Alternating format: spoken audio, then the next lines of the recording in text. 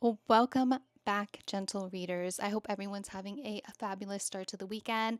I am super excited about today's video. As you can see, we have a little change of scenery here. You guys are in my cozy bedroom where I do most of my reading. I'll be honest, I always like to make myself a cup of tea at night and come to this bed and relax and read. But today I thought I would share some book recommendations for some beginner readers that maybe are entering genres that they're not really sure what are too much about. So I'm gonna actually be sharing my book recommendations in basically all the genres that I read, which is fantasy, epic fantasy, romantasy, cozy fantasy. We got some hallmark small town romance, as well as like rom-com in there and thriller, something for everyone. So let's jump into it. Starting with romantasy, I have this book right here.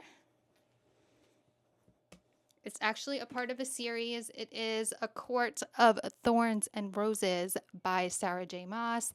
This is a popular one. I'm sure if you have been following along on Book Talk and all that, that you know of this series. It starts with A Court of Thorns and Roses.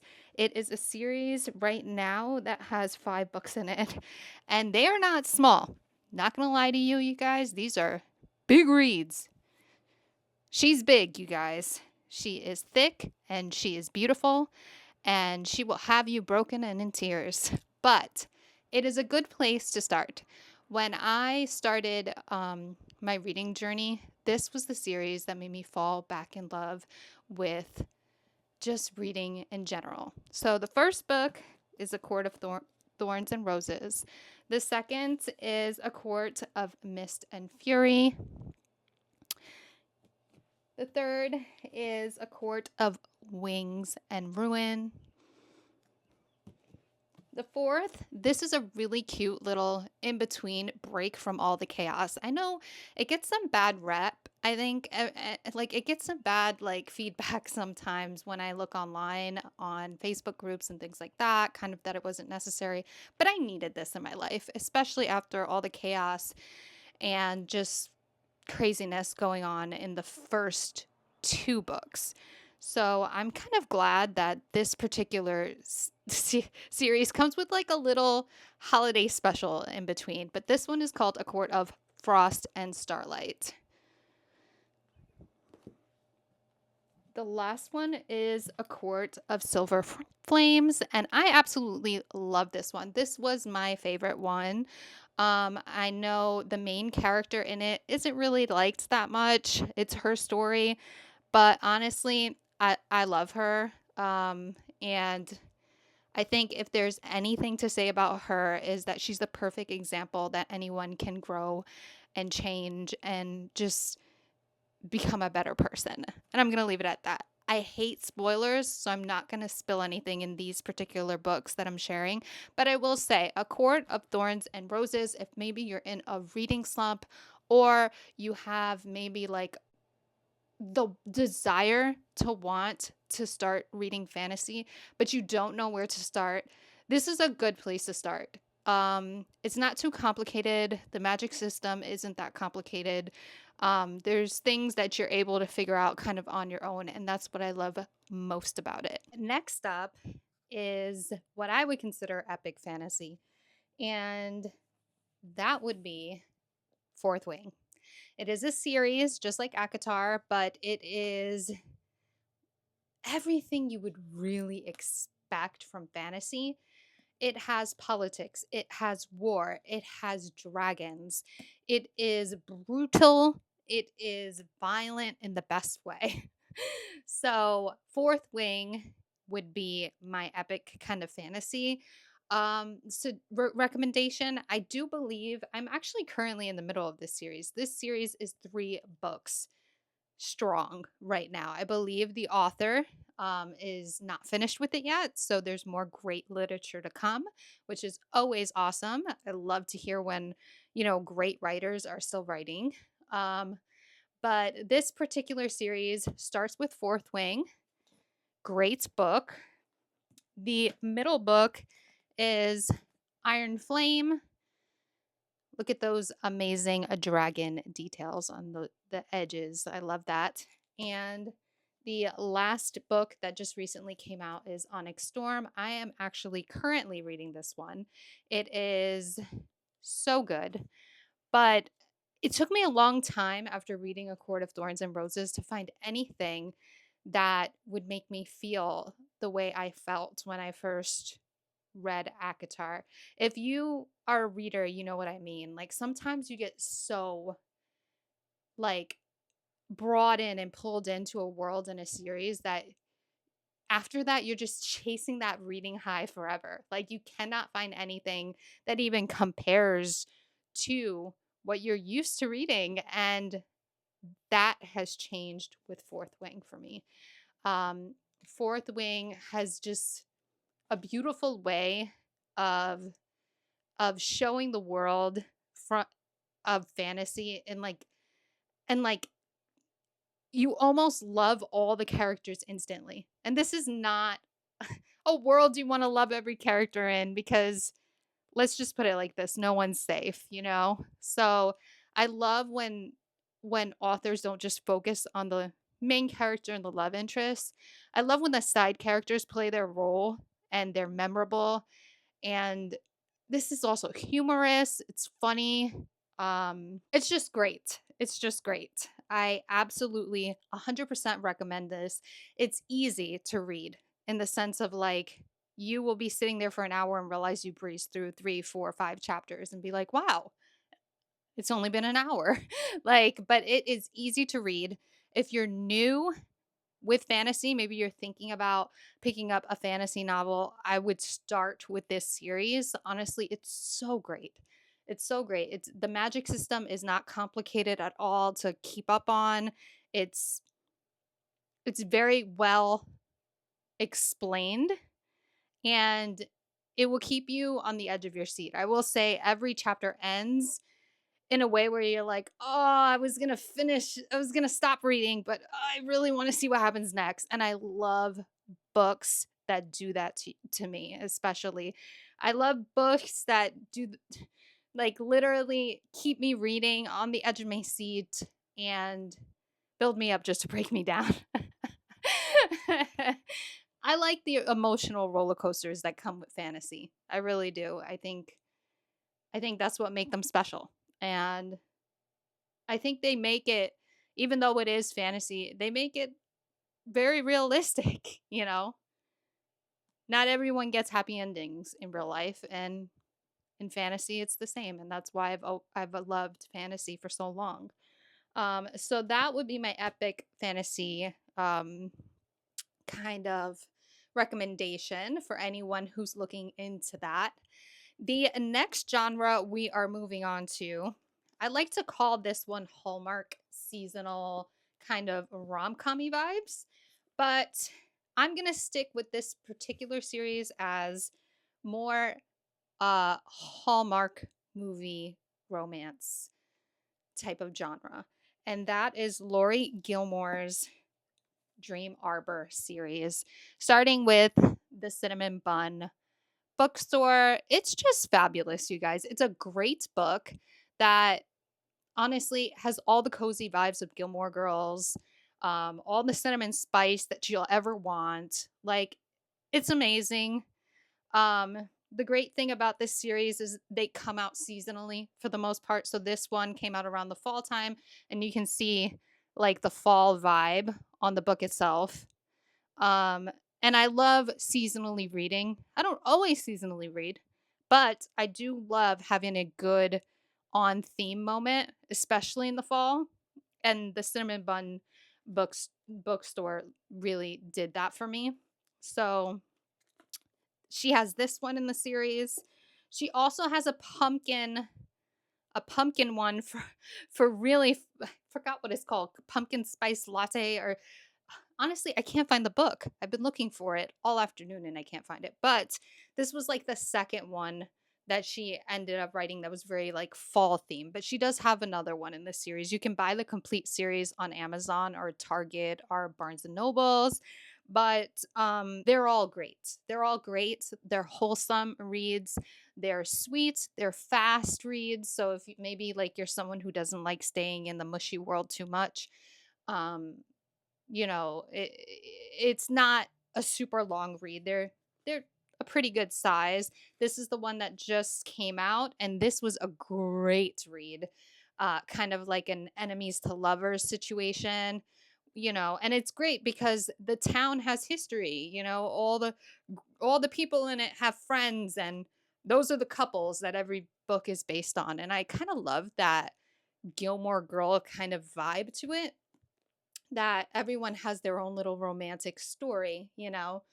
And then you have, so this is the gingerbread bakery. The next one is the patch strawberry pancake patch house. This one was more of a spring drop, and I do believe she is dropping the daisy chain flower shop, which would also be kind of like a springy, summery vibe. I'm super excited about that. Um, the good thing about these books is they're all very relatable. The characters have very relatable lives, and the couples are very likable. It's not like you hate one person in the couple but you like the other person or anything like that. They're all great.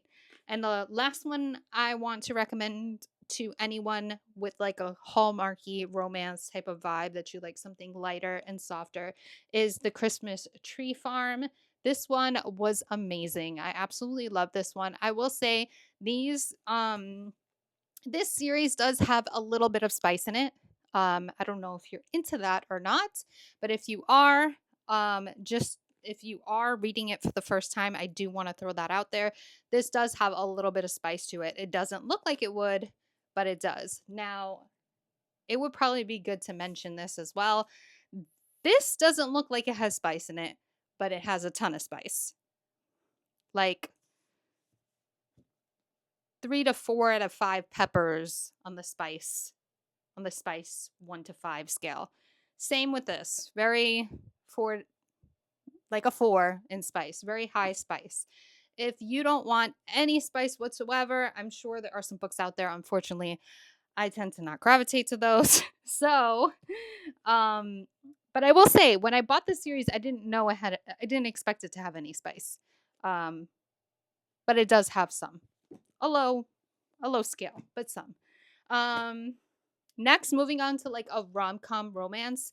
If you don't know necessarily what a rom com romance is, it's kind of like a funny romantic story.